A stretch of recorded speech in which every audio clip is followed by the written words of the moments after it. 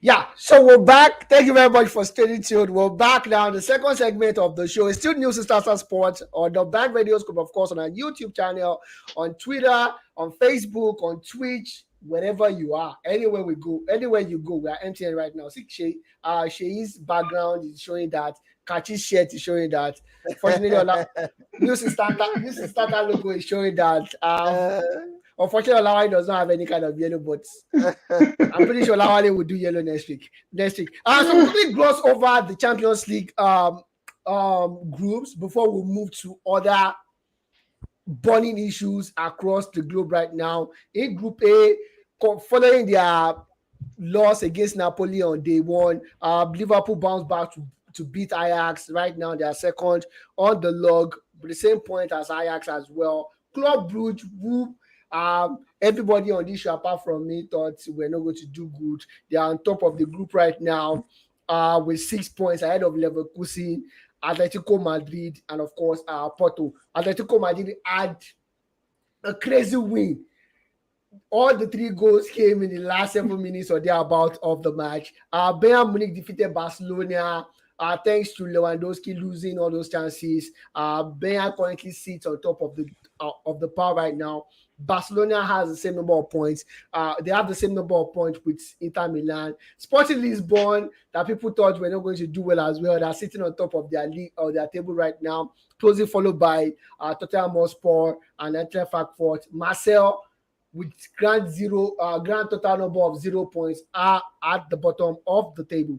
Milan are on top of their table as well, closely followed by Dinamo Zagreb, RB Salzburg on third position after 2 draws, and Chelsea at the bottom of their table. We hope the fortune of Chelsea turn out for good pretty soon. In Group F, Real Madrid are topping, closely followed by Shakhtar Donetsk. I don't know why Arsenal did not sign Modric before the summer transfer window closed. Big guys are going to go for that boy.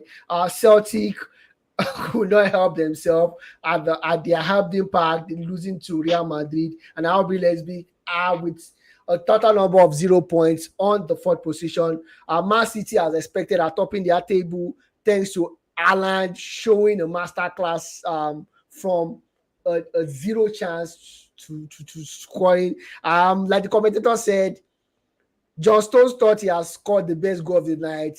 Alan told him, hold my bear, I'm going to show you something that is better. And he did on the night.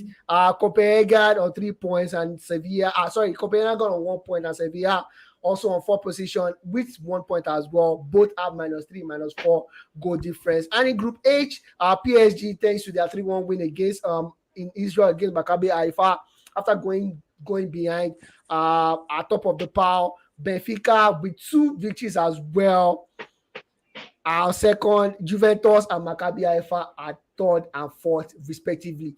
As the show progresses, we'll be talking more about Juventus and what is wrong with Juventus. But before we go to that, there seems to be an issue.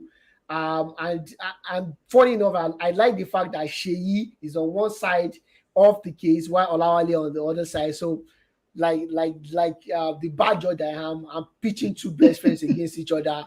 The issue of showboating has been touted around the globe, and there's a need to discuss it. I can remember an instance during the preseason game of Manchester City where Balotelli did that rubbish that he did. It was a showboat facing the goalkeeper and decided to turn his back and try to do a back heel. Dzeko was furious. Robert Mancini was furious as well, removing him, substituting him immediately. And when they asked Mancini what he thought of that, he said it's a form of disrespect to their opponent. The same thing with Neymar as well. He did it and was intentionally injured last season against Olympique Marseille, which happened to be their local derby in France, that led to much chaos, so much red cards because of showboating. Richard Harrison did that a couple of weeks ago in the Champions League, and people were furious that this should not be done usually in the course of the game. Olawale has a dissenting opinion.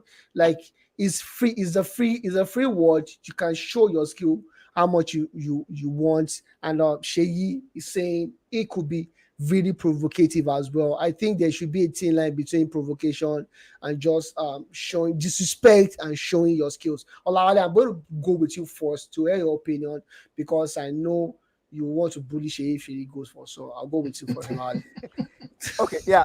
For me, I think what probably made us to revisit, because I think probably visit this topic was because of the issue with Vinicius about when I think Atletico Madrid fans and some of their players were saying he shouldn't dance when he scored a goal. Yeah. I was like, I don't understand why people get triggered about some of these things. Before, I think I've seen this among a lot of English fans. They have this kind of reservation about showboating. And the first thing that comes to my mind is that, of course, you guys don't have Because they are skillful players. skillful. You don't have skills. Yeah. Skillful. So that's why you guys don't like it. They produce one If every you, 20 years if you probably if you grow up playing football on the streets in Nigeria, and probably I think the same thing applies in South in America. South America. Showboating, football is it should be fun. You have to enjoy it. It's It 90% doesn't showboating. exactly. Football on the street is showboating. Show your skills. In fact, when growing up, if you can't dribble, we don't believe you know how to play football. Let me just tell Exactly. you. If you can't dribble, you don't know how to play football. If you know how to pass, complete any pass. What concerns us with pass? You can't show boot and you are saying. So for me, I think it's fun. I don't think anybody should take it personal. For me, I don't think it's a disrespect. It's a skill in football. There is no law stating that, what do you call it, that or Showboating banning or is saying that you can't a show booting capable is this. offense.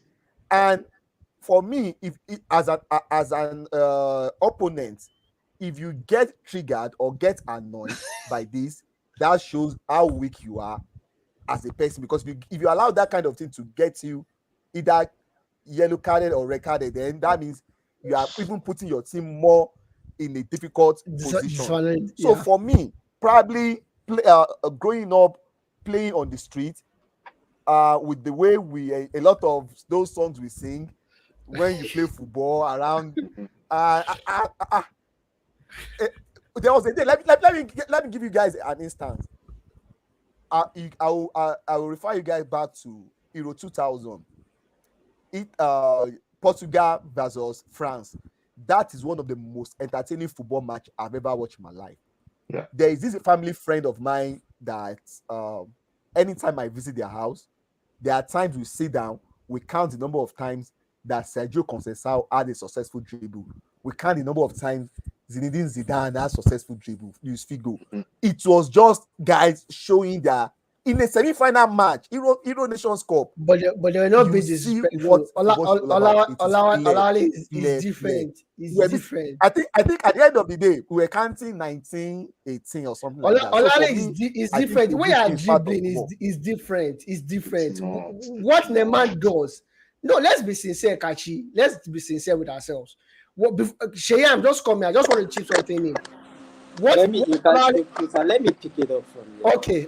Go ahead, Shey. I think Olawale, there's quite a difference between dribbles and showboating. I think Exactly. when you call it showboating is when a footballer decides to be a freestyler on the pitch. But it's part of his skills now. It is not. What is the problem? There are two different things. When a freestyler But I is okay, continue, Shay. performing and a footballer is on a pitch. And if you notice, it is either provocative or also it attracts negative decision also from the refs because they themselves know that you are being provocative. And I think it should not be allowed. Not really. I'm not saying the ref should probably give you a yellow card for engaging in showboating, but I think the staff, the managers are supposed to caution their players. The captain on the field are supposed to caution their teammates. It can be provocative. We're all footballers. We've all done Shay, it sorry, in before you go on. So this is what amateur our range. coach does. Sorry, Shay, this is what our coach does. Very close to the let me say corner 15 kick yard box. Yeah. that will now lift the ball above the defender's head and if you try to recover, it takes it back. What about that one? Is it part of showboating? That's It okay. is. It is showboating. For me, Okocha own is dribbling, is a dribble. Olale, I will tell you an instance of a typical showboat. Your team is leading 4-0 or 4-0, leading 3-0, right? I decide to stop the game and kneel down on the ball. You are watching too many South African football. You are watching too many Netball. Me on the ball, I start dancing on the ball. That one is that's not fair. That's not fair. Neymar does it all the time. It's not fair. Honestly, we understand Neymar is probably the most skillful footballer in the world right now, but it's not fair. Even Ronaldo. Right. So, Debo, this is my take. Especially using Neymar as a yardstick. Yeah. Neymar, before he became a renowned international superstar, when he was still playing in the lower leagues in Brazil, did this. This was when he wasn't earning anything. This was how Neymar played. With flair, with reckless abandon, showing his skill to the joyful delight of onlookers. How do you now expect him, having played like that for so many years, having played in an environment where showboating is encouraged in Brazil, to now tell him that, okay, temper your skill set. Just be respectful. That's my own. You can't be leading us 4-0 and be kneeling on the ball. Let's not forget that the reason why this came up is the issue of Vinicius Jr. It started with Richarlison, not Vini. Vini was just dancing. It started with Richarlison. But was Richarlison's team leading 4-0? Were they leading 6-0? They were not leading, but they were leading, and it was. But it was not an embarrassing lead. He decided to start jogging the ball. It was not an embarrassing lead. It's start jogging. So the thing is this: in other sports, we encourage people to get under the skin of their opponents so that they will react irrationally. Why do we now discourage footballers to get under the skin of opponents and make someone foul you and get a yellow card or a red card? Why do we discourage that? Kachi, if you do it like Okocha does his own, Okocha does not show both. Really? No, it does not show both to provoke you. It does not. Really? It does not. Can you remember Tunisia 90? Can you remember Tunisia 94? That he was going over the head of those Zambian guys in the final. In the final of the Nations Cup, he went over one person, took it over the second person, brought the ball back to himself. Was that not showboating? Really? That was not a decisive pass. That was not a true ball. That was not an overhead pass. Yes. I've given you guys an example of showboating, and we agree that in the history of football, since I've been watching football, I don't think any footballer is better in terms of skill than JJ Okocha. Any footballer, I dare anybody to bring out anybody that is better than Okocha. He was naturally gifted, yes. And closely followed by Gaucho, Ronaldinho, Asasi. And those guys, they will dribble you. It's not like they will not start messing you up and doing as sorry, what it's not nice. Debo, if you go back to that clip, Kachi refer you to. Yeah, I know. I remember. That one was purely showboating. It was purely showboating. No, I don't agree with you. And that was why Westerhoff never started JJ Okocha. I'm going to get that clip on YouTube. Don't worry, we are going to get that. Yeah, I don't. You know, it's just be respectful. That's my own. That's just my own. Be respectful. And I'm going to bring you guys back to a particular game. I don't remember if you guys remember it. It was Holland versus Belgium. The game ended 4-4. And at a point, the last goal that Belgium scored, what's the name of this guy? Their former coach. My God, I've forgotten his name. He's a striker. Marquimont. He stopped the ball on the line and decided to use his head. Is that showboating? Is that showboating? The referee gave him a yellow card. But to you, is that showboating? That's all I'm asking. It's just provocative. Imagine you are doing that. But is it showboating? It is not. It's not. It is. It's not. It may pro. It's It, not. But it's provocative. okay. It's provocative, catchy. But anyway, since we've hit a stalemate, and I'm Dominance and consistency, please. Dominance and consistency. Thank you very much for that. Anyways, from there we'll move to the story of the Brazilians. The three Gabriels have not been called up by Tite for Brazil national team. Gilbert Jesus, Gabriel Martinelli, and Gabriel Magnus of Arsenal. Neither of the three has been called up for the Brazilian national squad. Shey, I understand Gabriel Martinelli 100%. But Magnus and Gabriel Jesus not being called up, it sounds somehow to me. I don't know what you think. Sorry, you said you understand that of Gabriel Martinelli, yeah, maybe he's young, he still has time, blah blah blah, amongst other things. But for Gabriel Jesus and the other And Gabriel, Gabriel. yeah, it sounds somehow. I actually pray that you not call me for this question. Because to be sincere, when I saw the news, I didn't understand what the Brazilian national coach was trying to do. And I think, for me, I think the three of them actually deserves to be in that team.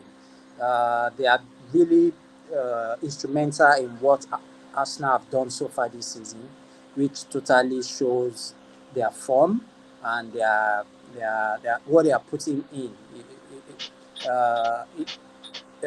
from the beginning of this season.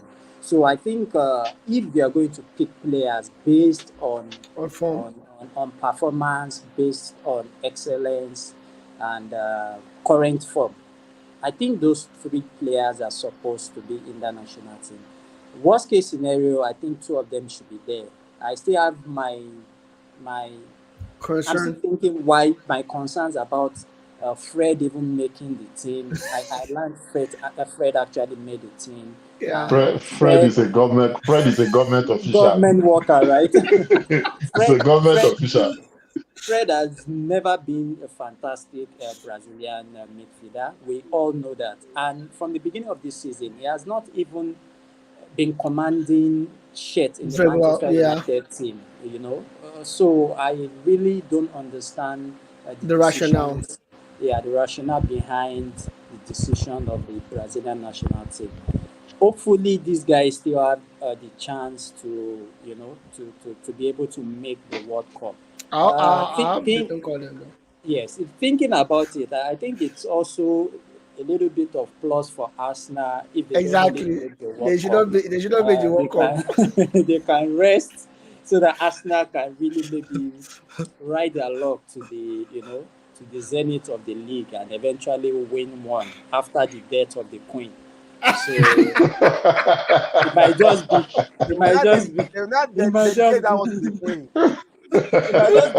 Dedicate it to the Queen. All right, perfect. Thank you very much. Kachi, I want to come to you now. Ben White was not called up to the English national team as well, and this is a pre-World Cup squad. But we have Harry Maguire and Cody, Conor Cody of Everton. And I'm wondering what's the rationale? Do you think it boils down to the fact that Ben White now plays as a right back for Arsenal, or this is a silly decision on the part of Gary Southgate? There's no Sancho as well, and Sancho has been playing pretty well for Manchester United. No, I don't think it's a silly decision. Typically, you would give people who already command shirts, you will give them a lot of time to prove to you that they don't deserve that shirt anymore. And that, I believe, is the case with the Maguires of this world and whoever it is, even Luke Shaw or Conor Cody. Let's leave. I'm talking of the established guys. Okay. Ben White, for reasons best known to the coach, we have to first agree that that's back four area for England right now, whether we like it or not, similar to their midfield, is stacked. So he has a plethora of choices. And you just don't give someone who captained your national team, you just don't discard him that way. You still have to give him enough chance. They have the Euro League, Euro Nations League to contend with. There will still be another call-up after this. I don't think it's a knee-jerk reaction. I think Ben White should still remain consistent. We just said the same thing about the three Gabriels. We know they deserve to be called up, but there are just some people that have been in that national team structure that they may struggle at their local or their individual club level, but when they come to that national league, something just clicks in them. The Freds of this world, he knows what Tite wants, and Tite is a boss. He's not going to do what he wants to do. He will do what Tite wants to do. So let's give Gareth Southgate the benefit of the doubt that this is not a knee-jerk reaction. I believe it's a case of last chance to prove yourself before I bring in someone new. Let's not forget that what is helping the English team right now is continuity, not just because they have too many talents. They have the same guys play together from the last World Cup to the last Euros. What about Jordan? What about Jordan Sancho? Jordan Sancho has only done well in the last 4 games. It's been in the last 4 games. It hasn't been in the last 6 months. How many games have we played in the Premier League? 6 games. It does not matter. They still have a plethora of talent, such that Sancho may not. Don't forget, Sancho is young. If you say the same about Sancho, what do you say about Jude Bellingham? Did Jude Bellingham make the list? I think he did. Oh, if Bellingham makes the list, then it changes the argument. But I definitely think it is not knee-jerk. I think it's a case of I have established stars. You guys may be underperforming now, but I need to give you a last chance to prove yourself before I will. I sincerely hope you drop Bukayo Saka for Jordan Sancho based on form. As a matter of fact, based on form. Really? Yeah, based on form. So you see why now? Because Saka has stopped all those electrifying showboating abilities. You think Saka is not effective. Rather, Arteta will tell you now that Saka is even more cerebral and he's playing the simpler passes. What attracted you to Saka was the showboating and electrifying talent. You are not seeing it now. Now you think he's not performing. And you tell me showboating is not good. I'll take you back to double speak. I'll take you back to like a month ago that I had an argument with Olawale on a WhatsApp group, and I said Saka is just a good player. He's just an average player to me, and everybody disagreed with me. That's the way I see Saka. I've never seen it differently. Put Saka, give Saka the same opportunity Phil Foden is enjoying right now in Manchester City, and tell me if he's a good player or a great player. All right, perfect. Lale, do you agree that Sancho should not be in the team as well? And Ben White. Yeah, for me, I think this is a familiar situation that I think it's going to probably occurs every 4 years. We've seen it far back with even the Brazilian national team of those days. A lot of times you question why, like 1998 World Cup, a lot of you couldn't still understand why a player like Mario Jardel or even Giovanni Helba couldn't make that team. We've always seen this before. And again, I think national team coaches tends to reward a bit of loyalty. They want to go with people that they think they have known. And to an extent, in as much as Harry Maguire is not seeing playing time in United, I think every coach will be very cautious to drop somebody who has been consistently in their team for 2 or 3 years. Exactly. What about Cody? What about Cody? I think Cody's zone is a bit of an exception, which I don't we can come down. The World Cup is like 2-3 months away. For the fact that he's not playing now, will probably not stop. As much as it might be a thing of concern, it will probably not stop him to drop. It will not probably influence him to probably drop him from the team now.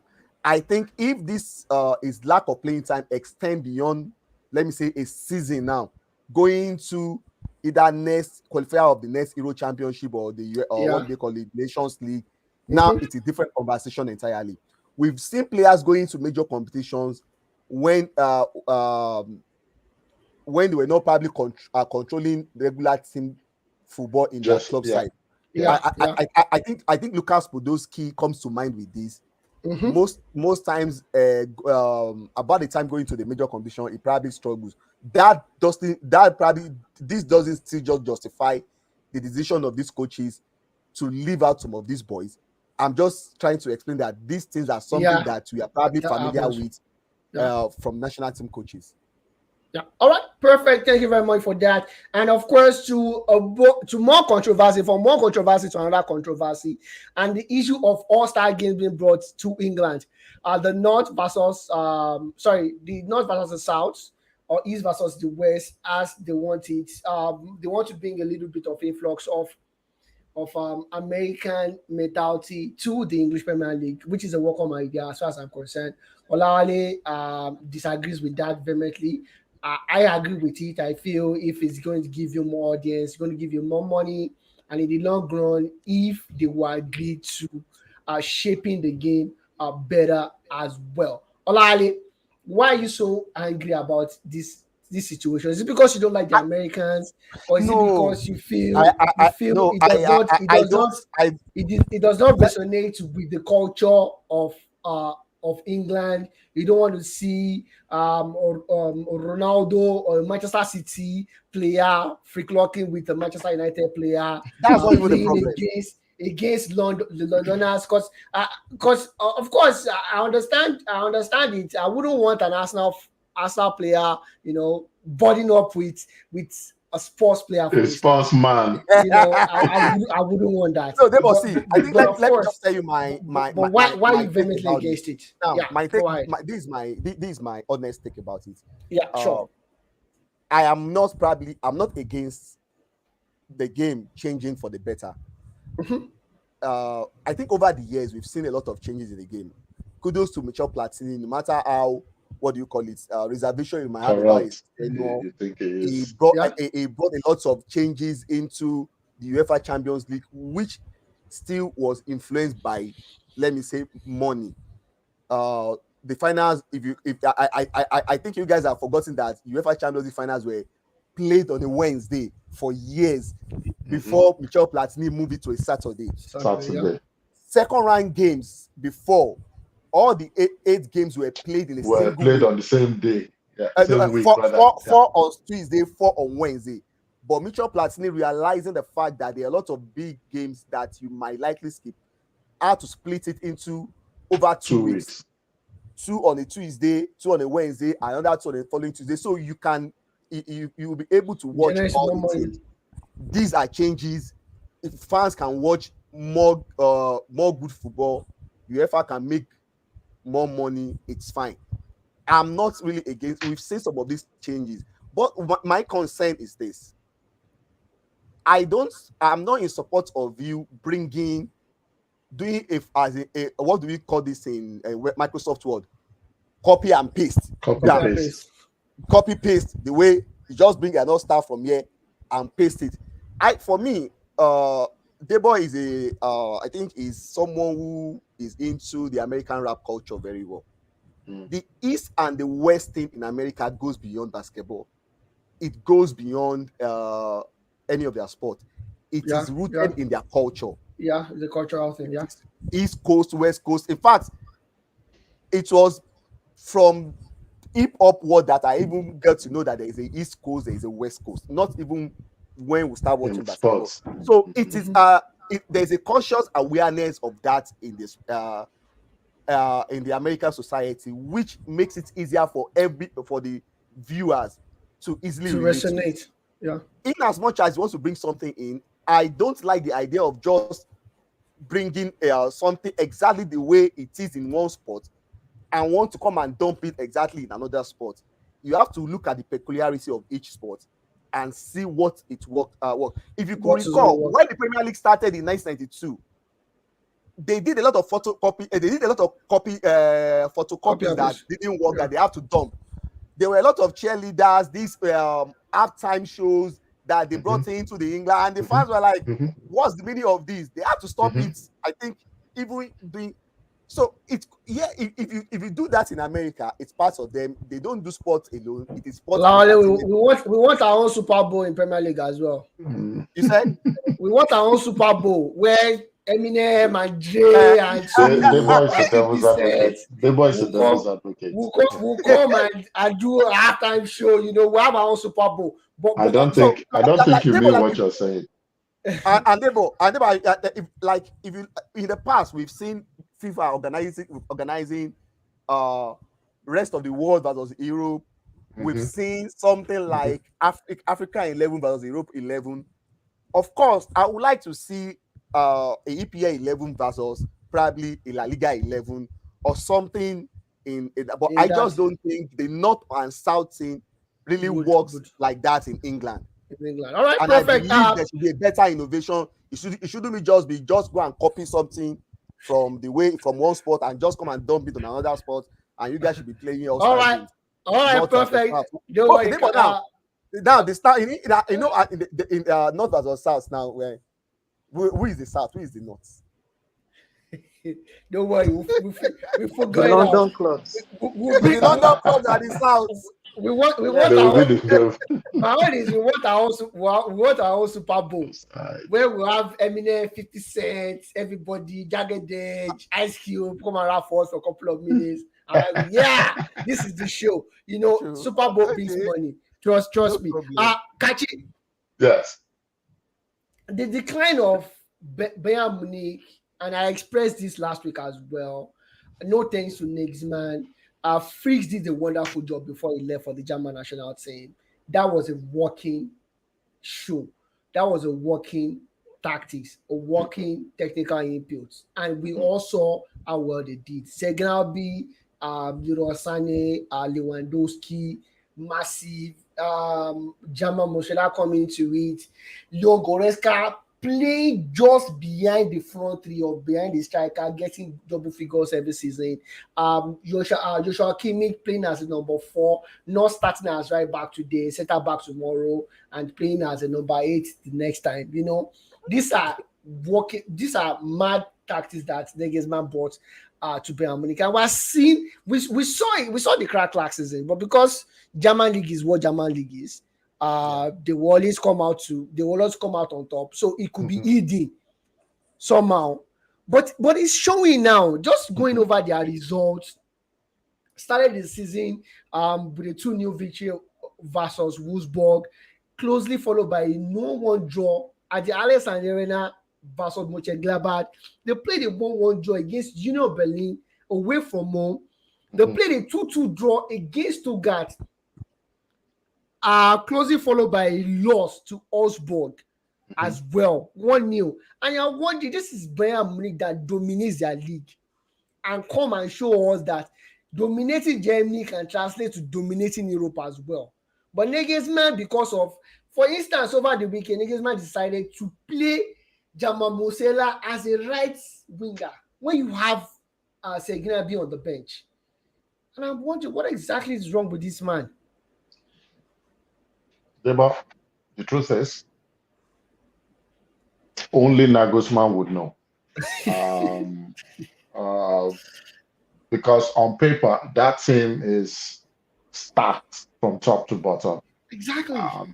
Maybe it's the fact that, unlike Bayern Munich, this season they made wholesome acquisition and wholesome changes. Typically, what Bayern would do is to make a marquee signing once a season and gradually ease that signing into the team.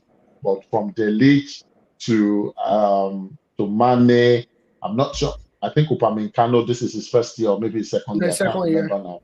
So, but my point is, from Mazraoui, Musiala, there's a lot of tinkering happening because there are a lot of new people who have joined the team, people who are coming from different systems. And I think Nagelsmann is trying to not drastically alter how these people know how to play.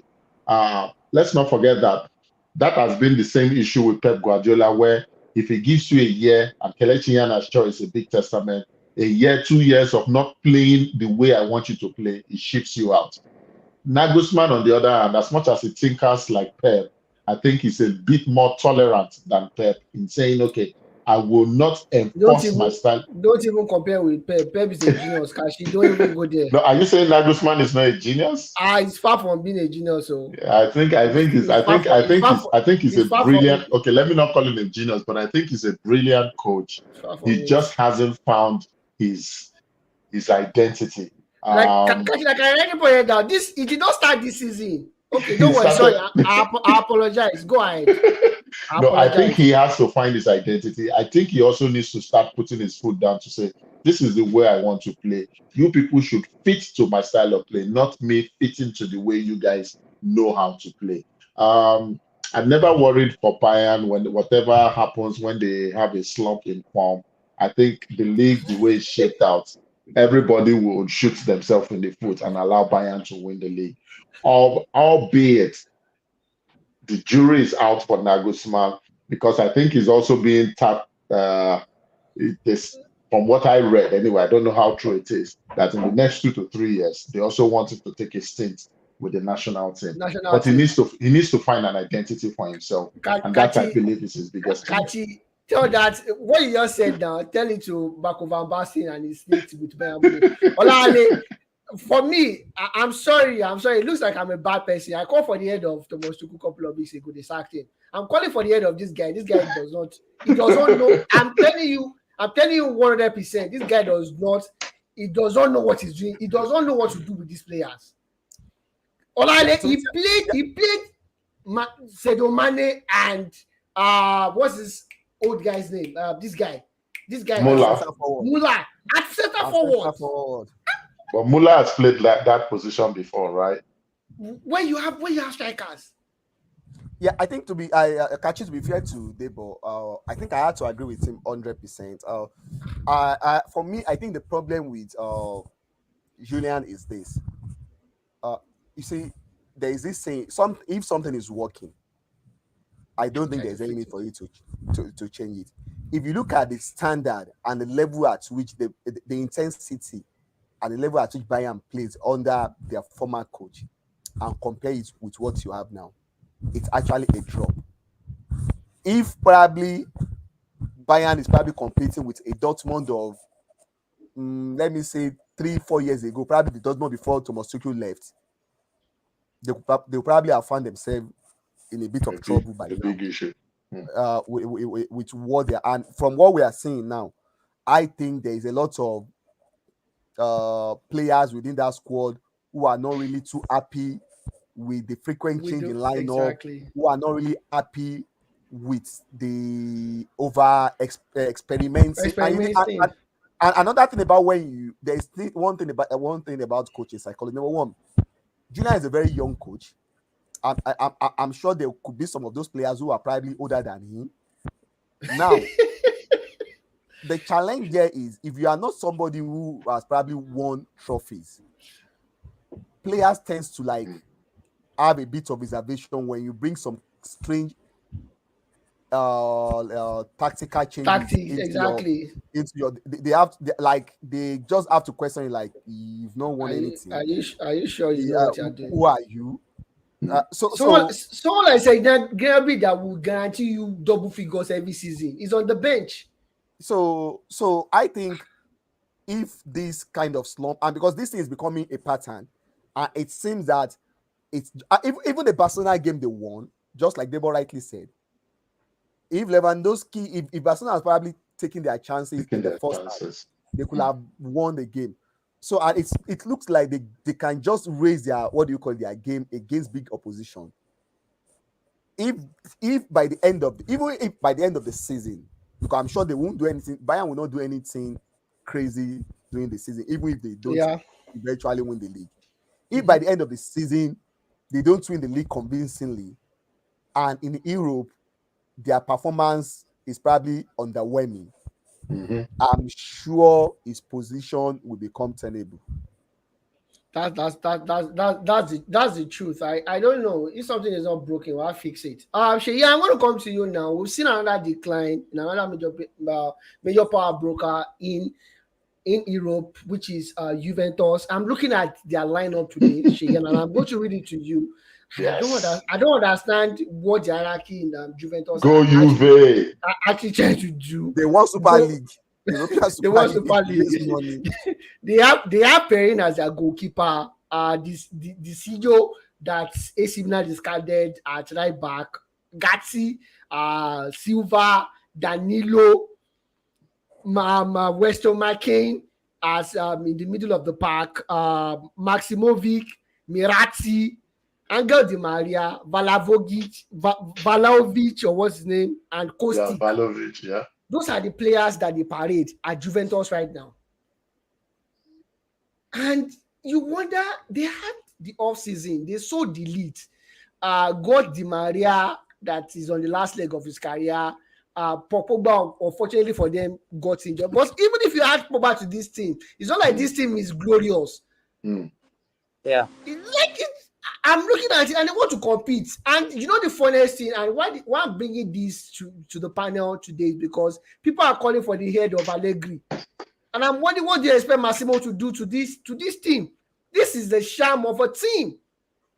For crying out loud, this team can never. This is not even as good as the Roma team or the Lazio team that parades people like Felipe Anderson, Cyril Immobile, Savic, and the likes, or the Edin Dzeko at Inter Milan, Lukaku, Lautaro, or when you go to Milan and they are calling for his head. What exactly do you expect a coach to do with this kind of thing?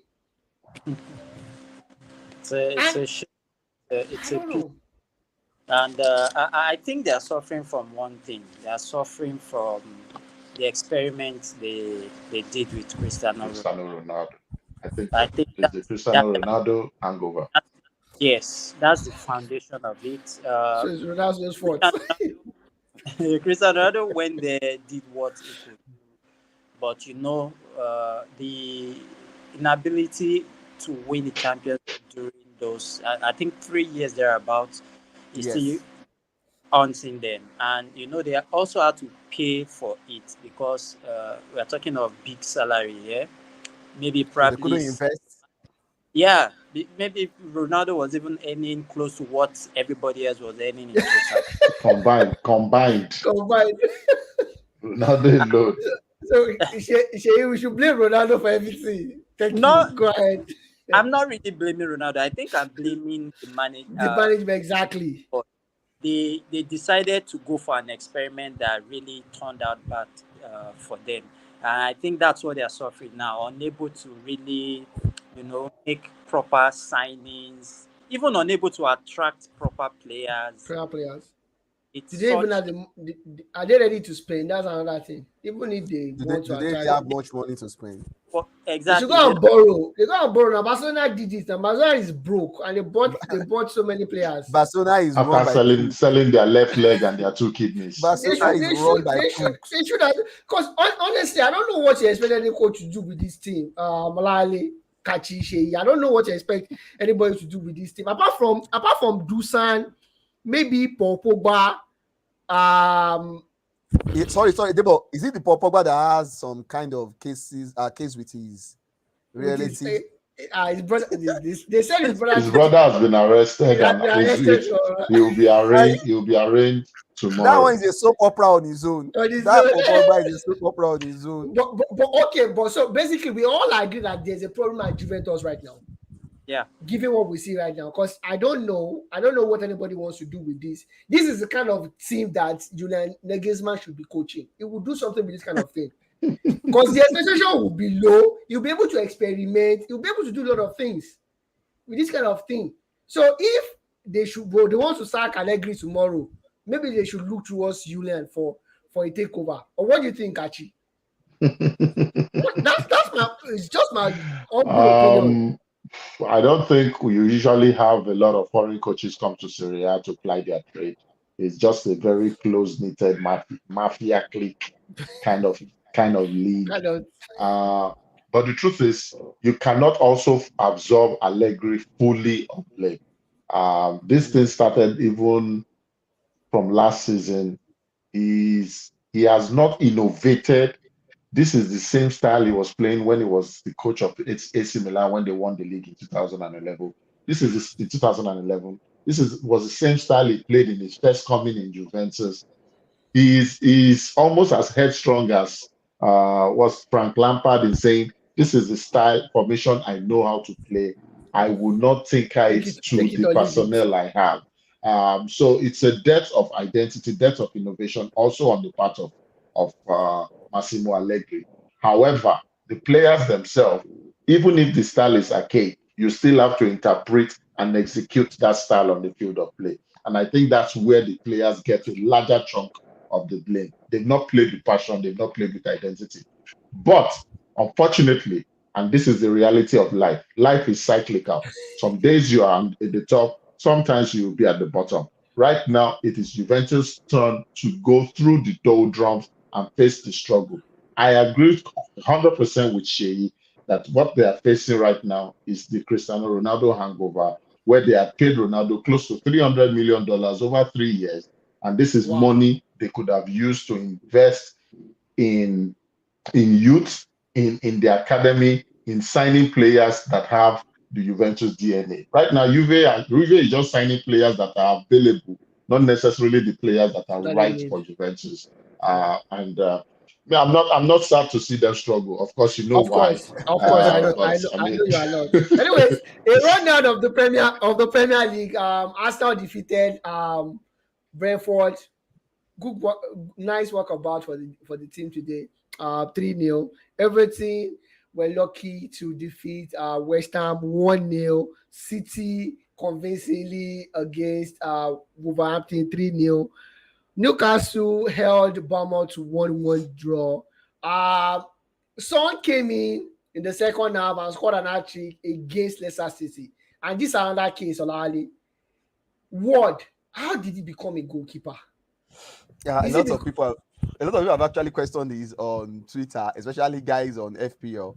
I don't know. I think I don't understand what is actually going on at Leicester, because Schmeichel left. It wasn't like we saw it coming. It was just of a sudden, and they couldn't even sign. Even the Braska that came to United as a backup, they could have probably made efforts to sign him on loan. Because to be fair, to not disrespect, what do you call it, Son? Okay. I think a goalkeeper will have probably saved 2 of those 3 goals. I understand that their defense is in shambles, but like you rightly said, you rightly put it, everybody's still trying to figure out how the guy is a Premier League. I think the guy probably is not ready for this stage right now. He's just unfortunate. But he's not a young guy. I think he's old. I don't know where they got the guy. I think he's not a young guy. He looks old, anyways.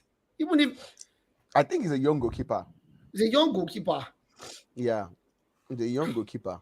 Wow. So I'm not sure he's ready for this. He's just been. You are right. Oh, he's 29.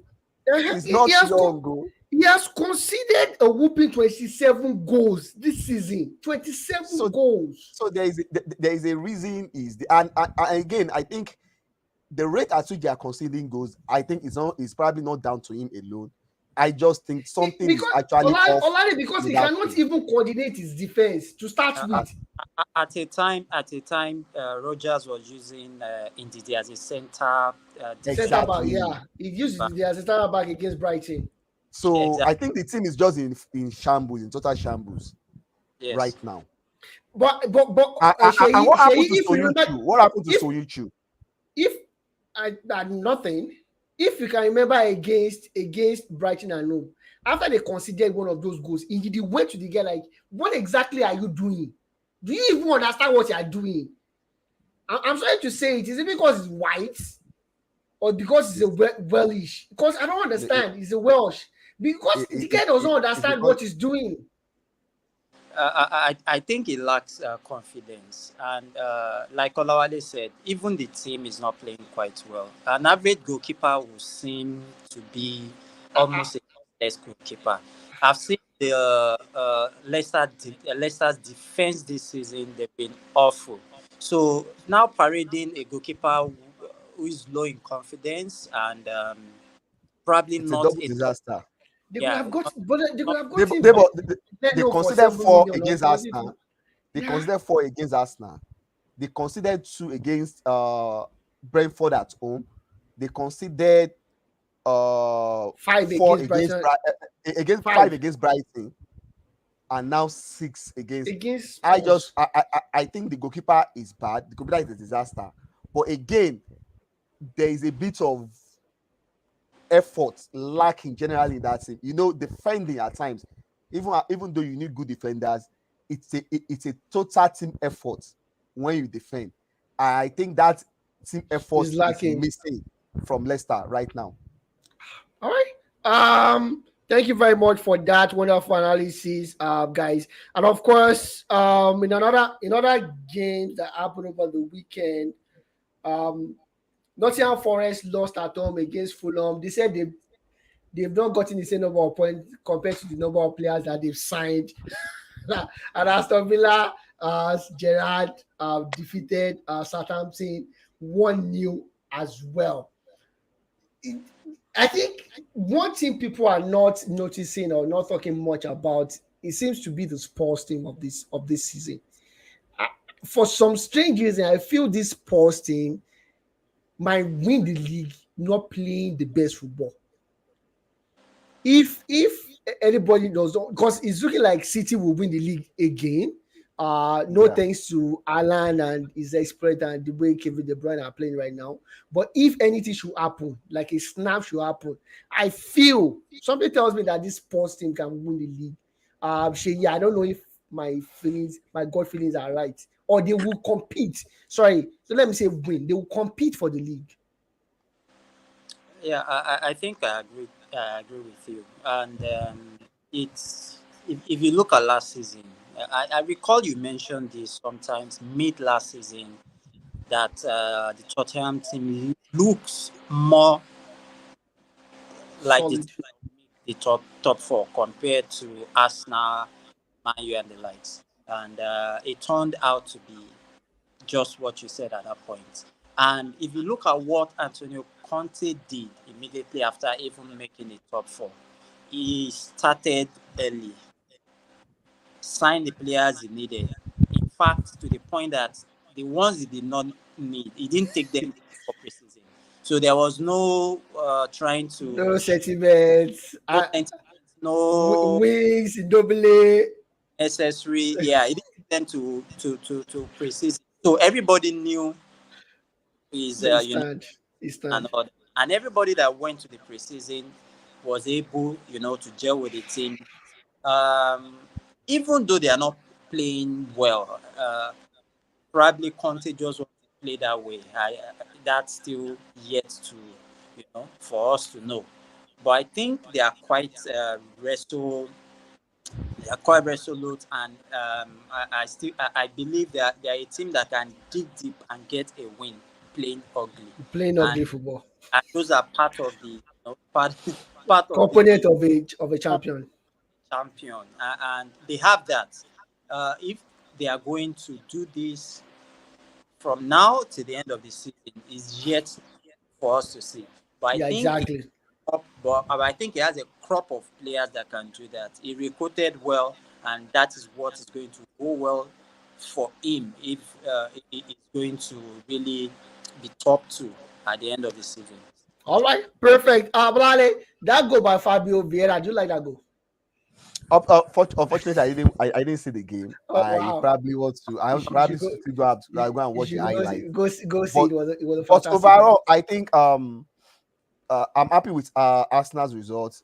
I'm happy for the team. I'm happy for Arteta because I think the board have been very deliberate in what they wanted to do.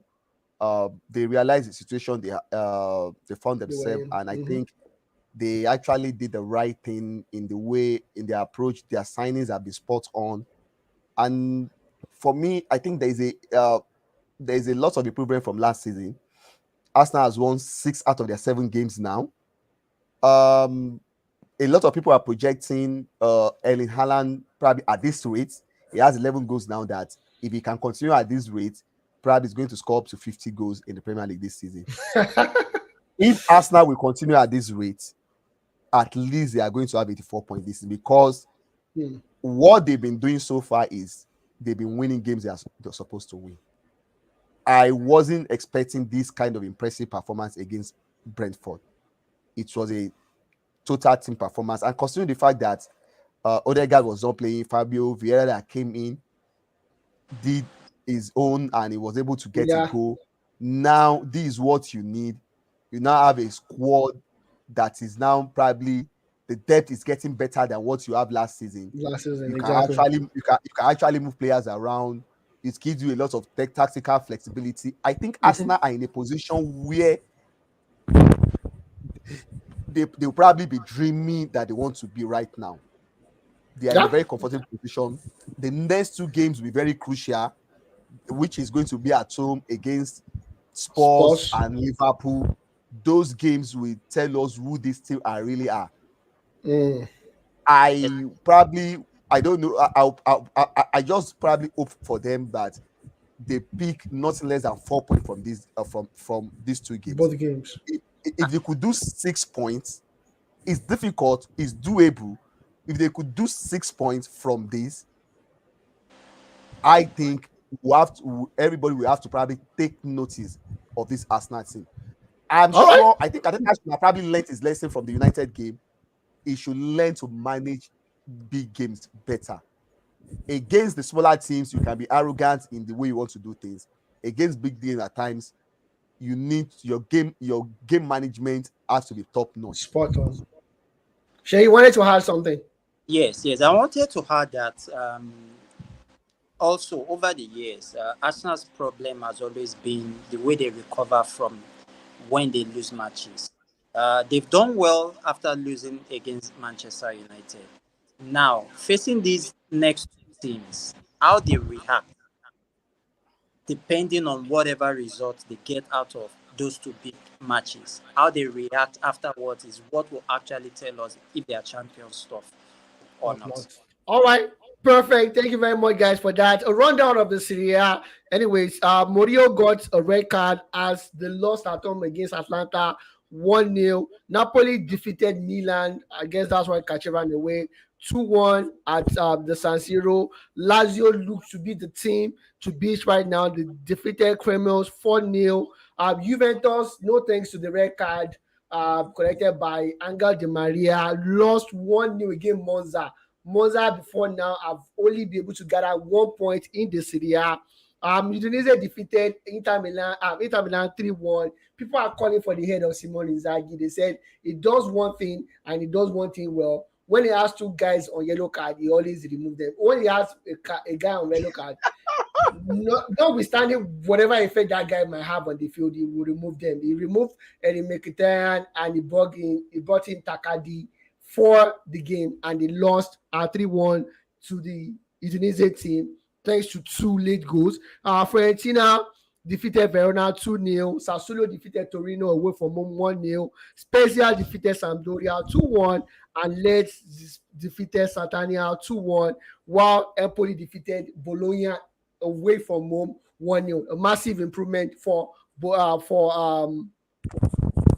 Empoli there as well. In the Spanish La Liga, as expected, Real Madrid defeated Atletico Madrid 2-1. Barcelona defeated Elche 3-0. Valencia came back to winning ways. Gattuso's Valencia came back to winning ways, defeating Celta Vigo 3-0. Osasuna and Getafe, the game ended 2-0 in favor of Getafe, while Villarreal managed just 1-1 draw against Sevilla at home. Real Betis defeated Girona 2-1. Olale, just before we go on the show today, this Real Madrid team, I know we spoke about them before the show started. I'm looking at it. No Benzema. Casemiro is gone. It looks like they're not shaking. Camavinga was on the bench. And Tochmeni, correct me, what's the right pronunciation for the guy's name? Tochmeni or whatever his name is. Came in seamlessly. I think is it Chumani or Chumani? With that exquisite pass to Brodigo and the way he busts the midfield, it just gives me a reminiscence of what Pogba used to be. Or what we expect, which 8 days? What we expected of him on a regular basis. On a regular basis, and it was a majestic performance on the part of Real Madrid. These guys moving seamlessly. I think when you look at the Galactical era, then Madrid, even though when they buy a superstar or one or two superstars, they have a way of using the academy to support them. It wasn't like the difference between what Madrid did in those days and what the Man City were doing now is Madrid will not buy 11 or the starting 11. Probably they tried it in 2010 or 11 when the Ronaldo and Kaká came in with some other set of guys. But we have to commend their scouting. Yeah. Their scouting system has been very spot on, and they've been and this is an evidence that all you need to do is to spend all you need to do is to spend decent, but you need guys who can identify talent, good sporting guys around. That has always been my problem with United. Whatever the owners have spent so far could have built a solid team only if those money were spent wisely and by people who really understand how a football club should be run. Madrid have bought in guys at a very reasonable amount, and I think one thing Madrid and Barcelona probably enjoyed in the past 2 seasons is they've probably played on their, what do you call it, on their pedigree, on their goodwill. Their goodwill, their heritage. They've been able to get good players on free transfer in the last 2 windows. They got Alaba for free, Rudiger for free. Rudiger for free. Some couple of other things. The same thing with Barcelona. But by and large, with Valverde, Rodrigo, Camavinga, Tchouameni, Vinicius Junior. These are guys that probably came in with nothing, which is a very big plus to Florentino Perez and his team. They've done a very good job. In as much as you might say whatever you want to say about how they won the Champions League last season, they look like a better team now. Especially when it's 100%. They look like a better team now. So Shay, who do you think is going to win the league in Spain? I know it's early days. Barcelona and Real Madrid seem to be at loggerheads right now, and it could go either ways. But who are you pitching your tent with? Two us race like it used to be. I think the good old days are back. Yeah. I think I'll just pitch my tent with Real Madrid. I think they seem to be a more team that understands how they want to play and how they play together in terms of the players, the option, Ancelotti, possesses. And also, I think at the moment, seeing that they are missing their talisman and they're still doing well, both in Europe and in the league, it shows how strong they are this season. I think Carlo Ancelotti has really found his perfect team. So I will just throw my heart towards Real Madrid. But I think before you whatever we've seen of Rodrigo and Valverde is that's what you call the impact of coaching. These are not naturally top guys. You say, this is a top talent. Exactly, 100%. They have improved. I think going forward we should be having the world player of the week going forward, and we should start this week. For me, it's Federico Valverde. For me, what he did in Europe, 100% in the binge week, and what he did over this weekend. For me, Shady, Alari agrees with me already. Shady, do you agree? Or you have I agree with you.